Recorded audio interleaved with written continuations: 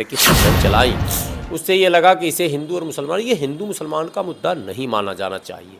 ये इंसानियत का कत्ल हुआ है, विश्वास का कत्ल हुआ है, यकीन का कत्ल हुआ है और आने वाले कई वर्षों तक लोग इस माने कत्ल को, इस जघन्य अपराध को याद करके अपनी पक्की दोस्ती पर भी भरोसा नहीं। तो आप डर गए। अभी तक ये पुलिस ने क्या कहा, मैं 2 मिनट में साबित कर देता हूँ। हत्या में उसने छुरे का इस्तेमाल किया, जानवर मार काटने वाले हथियार का इस्तेमाल किया, गोली का तो इस्तेमाल नहीं किया। लॉ पॉइंट में इतने में पुलिस फंस जाएगी और जो वकील सुन रहे होंगे समझ जाएंगे। गोली का जब इस्तेमाल नहीं किया तो फिर उसके पास बंदूक आया कहां से? पुलिस का बयान है कि वो भाग रहा था जंगल में। अब देखिए कहां, अचानक जंगल में, और पुलिस की टीम पीछा कर रही थी, उसने पुलिस पर फायरिंग किया। अबे फायरिंग कैसे करेगा जब उसके पर कहानी है। 3 बातें मैं कह रहा हूं, इसको कोई दुनिया की ताकत काट नहीं सकती। लॉजिकली काटने के लिए तो आप आओ, मुझे 2 फेंट मारो, अभी मुझे चक्कू मार दो, मुझे आप गोली मार दो, मेरी बोलती बंद कर दो।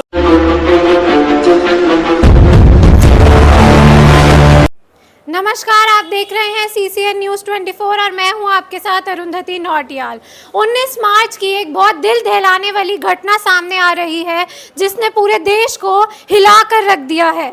2 लड़कों ने जो 7 साल से सैलून चला रहे थे यूपी के बदायूं गांव में, उन्होंने 2 छोटे नाबालिग बच्चों का कत्ल कर दिया बड़ी बेरहमी से।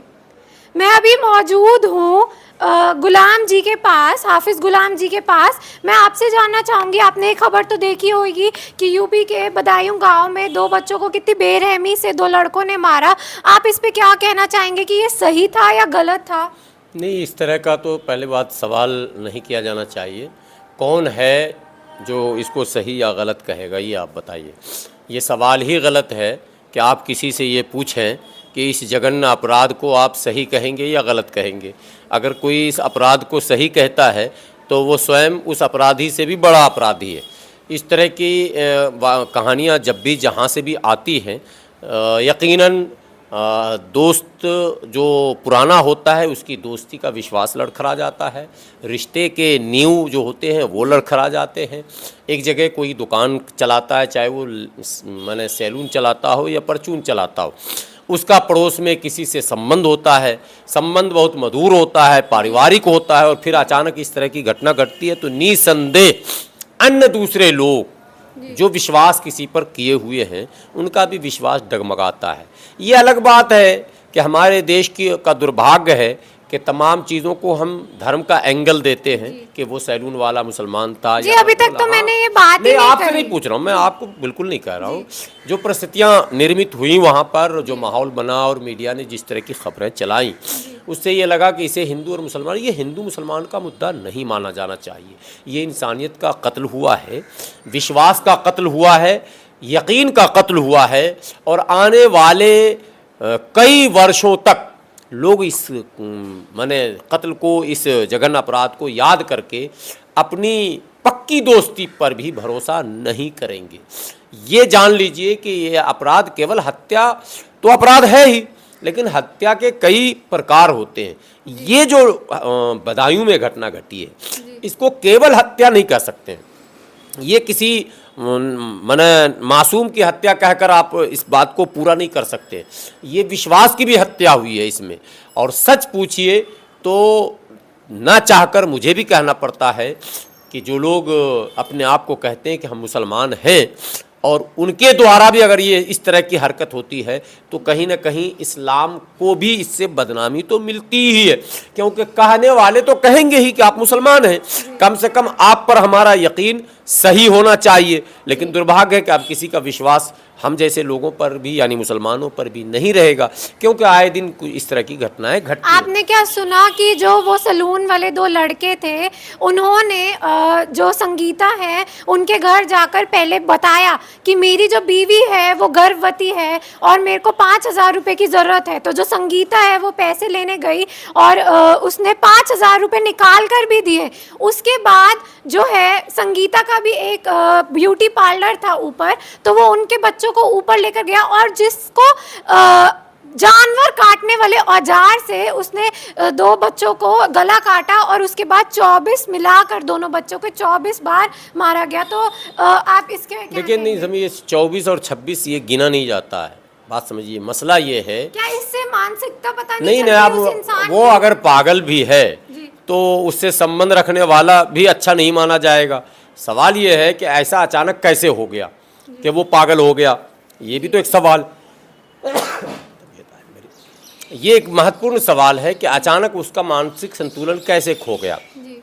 आखिर ऐसा क्या हुआ। ये सब तो पुलिस जांच करेगी कि क्या था नहीं था, लेकिन सीधा सा सवाल है कि वो सैलून चलाता था, उसके हाथ में अस्तूरा रहता था, उसके पास लोग दाढ़ी बनाने आते थे, बाल बनाने आते थे, तो इतना तो वो पागल नहीं होगा जितना पागल बताया जा रहा।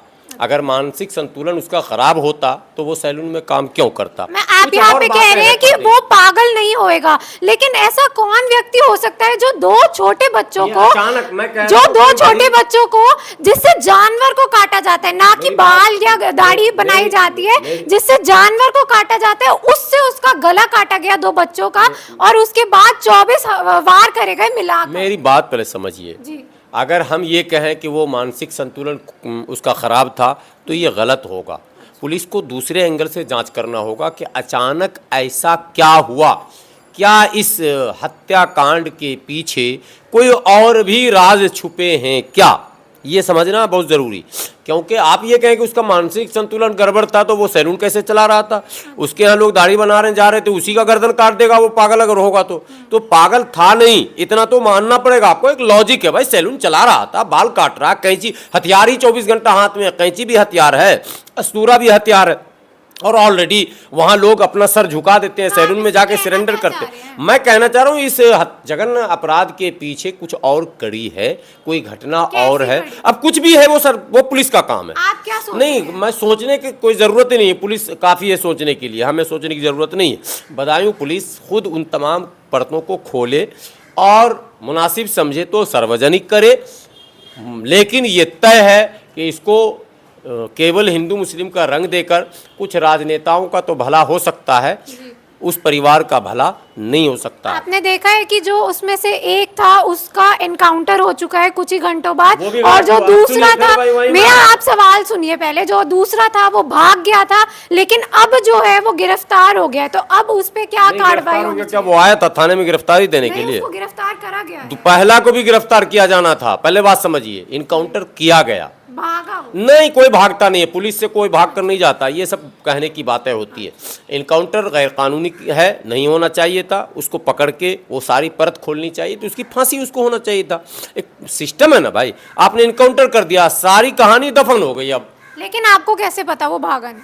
नहीं, आपको कैसे पता कि उसका इनकाउंटर हो गया? मैं तो पुलिस, आपने मैं कह रहा कहा, नहीं हुआ इनकाउंटर, आप साबित करो कैसे हुआ आपने इनकाउंटर। कहा, पुलिस ने कहा जंगल में मिला, जब आप तलाश में आपने शहर में- कहा कि पुलिस वालों को करनी चाहिए जांच, तो हम तो पुलिस पे विश्वास करेंगे ना। तो पुलिस ने कहा वो भागा और उसका नहीं, एनकाउंटर नहीं, हुआ। कहा, यही तो कहानी आके अटकी। क्यों कहा और क्यों इनकाउंटर हुआ साहब? इस तरह के जुर्म में को आप जब जंगल में वो जा रहा था और आपने जब घेर ही लिया तो उसके पास था क्या जो आप डर गए? अभी देखिए पुलिस ने क्या कहा, मैं 2 मिनट में साबित कर देता हूँ। हत्या में उसने छुरे का इस्तेमाल किया, जानवर मार काटने वाले हथियार का इस्तेमाल किया, गोली का तो इस्तेमाल नहीं किया। लॉ पॉइंट में इतने में पुलिस फंस जाएगी, और जो वकील सुन रहे होंगे समझ जाएंगे। गोली का जब इस्तेमाल नहीं किया तो फिर उसके पास बंदूक आया कहां से? पुलिस का बयान है कि वो भाग रहा था जंगल में। अब देखिए कहां, अचानक जंगल में, और पुलिस की टीम पीछा कर रही थी, उसने पुलिस पर फायरिंग किया। अबे फायरिंग कैसे करेगा जब उसके पास आर्म्स है ही नहीं, उसके पास तो चक्कू है। अभी तो वो हत्या करके भागा है, बात समझिए, हत्या करके सीधे भागा है, चक्कू लेकर भागा। तो क्या उसका कोई दोस्त साथी उसको कैसे इतने बंदूक जल्दी? पकड़ा नहीं हो सकता, नहीं इतना जल्दी ये सब हो ही नहीं आप सकता। इतने दावे के साथ मैं कैसे दावे कह के रहे साथ, मैं लॉ पॉइंट कह रहा हूं, मैं कोर्ट में भी साबित कर दूंगा और पुलिस खड़ी की खड़ी रह जाएगी। ये अलग बात है कि योगी जी की पुलिस हमको उठा के खुद इनकाउंटर कर देगी। कानून का राज तो है नहीं, जो राज है वहां वो योगी जी का राज है, ठोक दो, मार दो, काट दो, यही चल रहा। अराजकता तो है ही, लेकिन उस अराजकता में बहुत सारे लोग खुश है, तो रहिए, उनको मुबारक हो खुशी। लेकिन लॉजिक है, कहीं से भी इनकाउंटर ये फेक है, जबरन मारा गया, राज को दफन किया गया, इसके पीछे कोई और कहानी है। 3 बातें मैं कह रहा हूं, इसको कोई दुनिया की ताकत काट नहीं सकती। लॉजिकली काटने के लिए तो आप आओ, मुझे 2 फेंट मारो, अभी मुझे चक्कू मार दो, मुझे आप गोली मार दो, मेरी बोलती बंद कर दो, ये एक अलग बात है। लेकिन लॉजिक होता है। कोर्ट जिसको मानती। पहली बात, वो मानसिक रूप से गलत नहीं था। अगर मानसिक गलत होता तो वो सैलून कैसे चला रहा था? इसका मतलब कोई कहानी ऐसी हुई अचानक जिसके बाद ये मामला बना और दुश्मनी हुई और मौत और मरने जीने की नौबत आ गई। दूसरी बात, वो भाग रहा था तो जान बचाने के लिए भाग रहा था, और वो कत्ल के बाद फौरन भागा, वहीं से भागा, बात समझिए।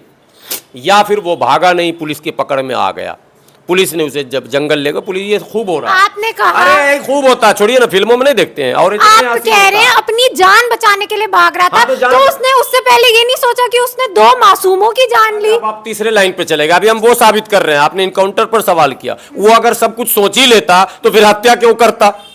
ये जब कोई आदमी सोचने लगेगा तो हत्या नहीं करेगा।